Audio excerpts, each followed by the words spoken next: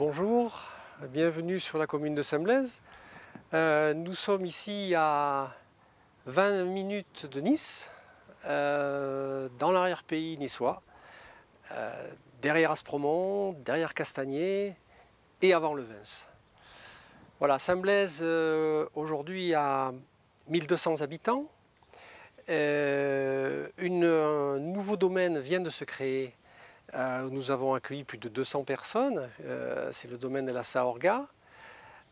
C'est une commune qui est très étendue puisqu'elle part de la plaine du Var, de la 202, et elle va jusque sur les collines qui sont situées entre Tourette-Levens et Levens. Il y a différents quartiers, bien évidemment. Vous avez ici, nous sommes au centre du village.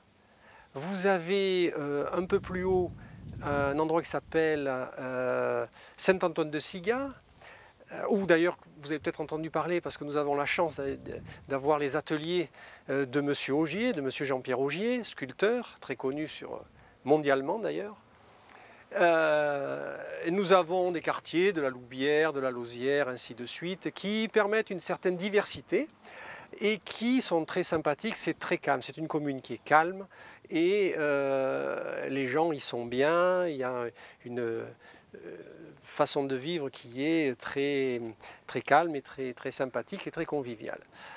D'un point de vue patrimoine, pour vous accueillir, il faut qu'on vous accueille avec quelque chose quand même. Donc vous avez, je vous ai dit, ce centre-village, avec une partie rachetée par la mairie qui s'appelle le Prieuré, où il va y avoir d'ailleurs d'ici peu des gîtes, des chambres d'hôtes qui seront disponibles, avec un restaurant.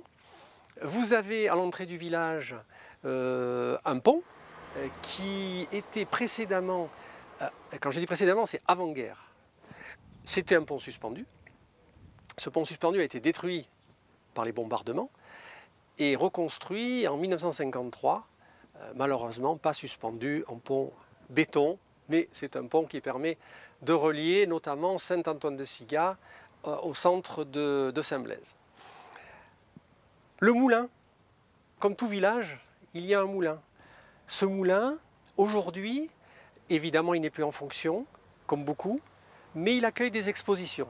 Des expositions de peinture où tout au long de l'été, puisque c'est uniquement l'été, tout au long de l'été, vous pouvez voir les œuvres de différents artistes, sculpteurs et peintres qui vous accueilleront dans ce moulin que nous allons visiter par la suite. Et puis, bien évidemment, la chose que nous mettons en premier, puisque c'est quand même la plus ancienne, c'est le château. Ce château du XIIIe siècle, dont vous allez découvrir par la suite de ce reportage les détails et toute l'histoire. Et ce château, eh bien, c'est bien sûr une des fiertés de notre village. Alors, nous sommes ici dans l'église de Saint-Blaise, une très belle église avec ses fresques, statues et autres, qui a été restaurée en 2005.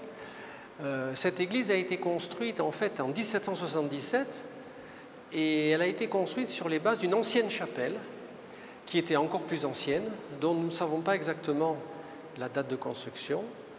Et depuis, bien évidemment, eh bien, elle a été essayée de rester comme elle pouvait l'être à ce moment-là. Une restauration a été mise en place donc, au niveau du prieuré. C'est exact. Là aussi, racheté par la mairie il y a assez peu de temps.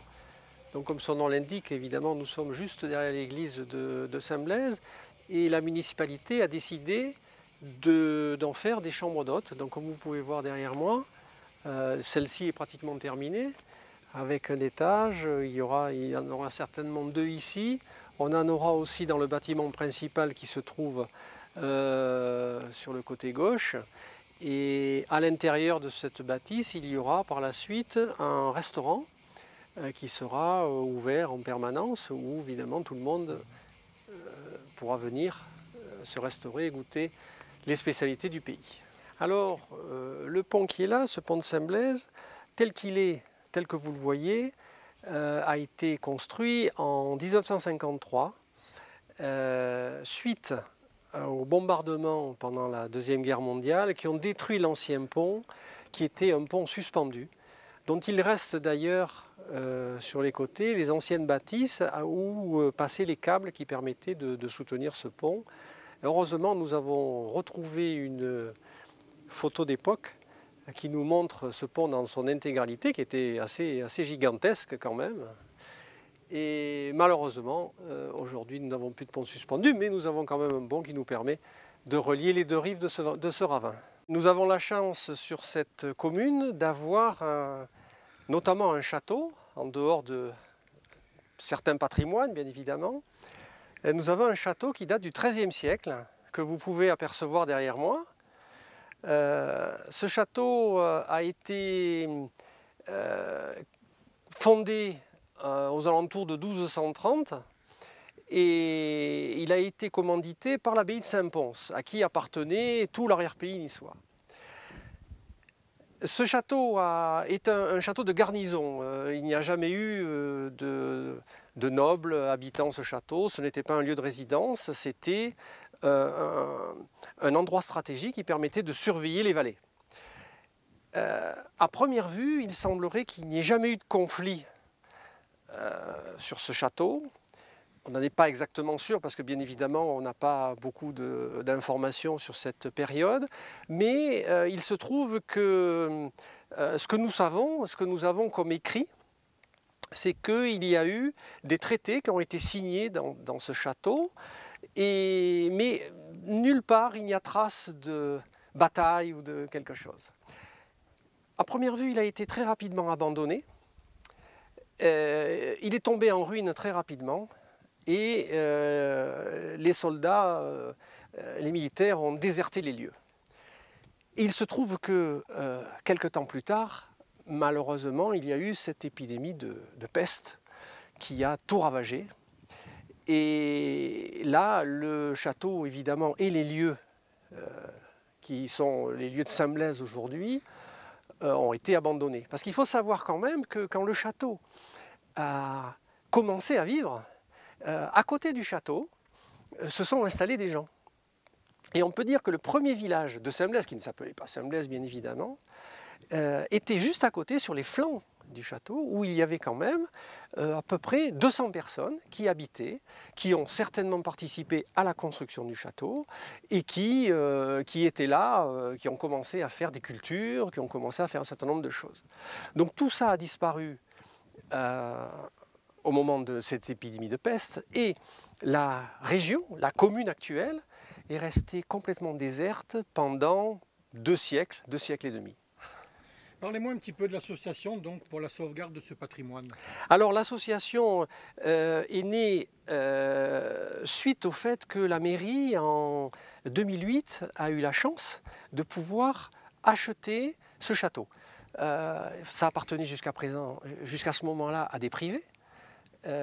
Qui évidemment ne pouvaient pas faire de travaux par le fait que les accès sont très difficiles et que comment vous voulez faire des travaux sur un château du XIIIe siècle pour le restaurer, c'est pas possible. Donc la mairie l'a racheté, a racheté des terrains un peu autour parce que ça appartenait bien évidemment à plusieurs propriétaires, c'était très compliqué, voilà. Et suite à ce rachat, la municipalité a décidé de faire appel, de créer une association. Donc à ce moment-là, en 2010, nous avons créé l'association de sauvegarde du château de Saint-Blaise, qui s'appelle l'association du Castel. Et depuis, eh bien, nous sommes un petit groupe où nous venons régulièrement pour, d'abord, le premier travail a été de le sortir de sa végétation, parce qu'il faut savoir que là, à l'endroit où nous sommes, et si vous pouvez voir le château derrière, c'est parce que ça a été débroussaillé et que régulièrement, on le maintient dans cet état. Donc il y a eu le gros travail de débroussaillage et après, bien évidemment, la mise en sécurisation du maximum des murs, des parois, de l'intérieur, de l'extérieur, pour essayer de l'ouvrir au maximum de gens. Parce que au départ, c'était dangereux, évidemment, on risquait d'avoir des accidents.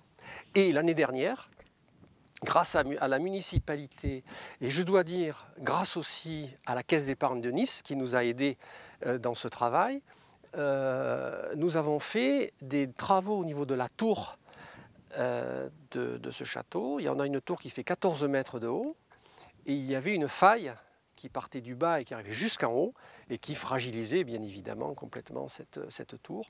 Et les travaux ont été faits et maintenant elle est complètement en sécurité. Donc c'est un des travaux que nous avons fait et nous en continuons. Vous verrez certainement tout à l'heure à l'intérieur du château que les travaux que nous sommes en train de faire. Alors, les travaux que nous avons effectués, comme je le disais tout à l'heure, ce sont des travaux bien évidemment de sécurité dans un premier temps, parce que nous n'allons pas remonter le château comme il était lors de sa construction, bien évidemment. Alors, par un exemple, ici, le mur s'était écroulé. Derrière, il faut savoir que nous avons une falaise qui doit faire une vingtaine de mètres à peu près. Donc, il n'y avait strictement rien. Vous voyez, ici, nous avons construit ce muret qui permet aux visiteurs d'être en toute sécurité et de pouvoir admirer le paysage. Nous avons renforcé ce mur, enfin, nous travaillons un peu sur toutes les parties du château pour essayer que ce soit d'abord beau à visiter, c'est déjà une première chose, et puis aussi que ce soit en sécurité. Là aussi, comme tout à l'heure à l'intérieur du château, il y avait un grand trou dans cet espace que nous appelons, enfin qui s'appelle la Barbacane, c'est-à-dire que c'est là où vous voyez qu'il y a des meurtrières tout autour, où évidemment les défenseurs du château étaient à l'intérieur avec leurs arbalètes pour défendre toute attaque. Et voilà, un des travaux, ça a été celui-là. Mais le travail le plus important, ça a été fait quand même au niveau de la tour, puisque cette tour, je le répète, fait 14 mètres de haut. Et il y avait une faille très importante qui partait du bas, qui arrivait jusqu'en haut, et qui fragilisait bien évidemment l'édifice, alors que bon, ce château repose quand même sur cette tour. Et grâce à la municipalité, grâce notamment à monsieur le maire, Jean-Paul Fabre, et à son premier adjoint, Jacques Guirlenda, qui nous aide beaucoup, bien évidemment, avec lesquels nous travaillons en collaboration étroite. L'année dernière, nous avons pu réaliser les travaux de restauration de cette tour.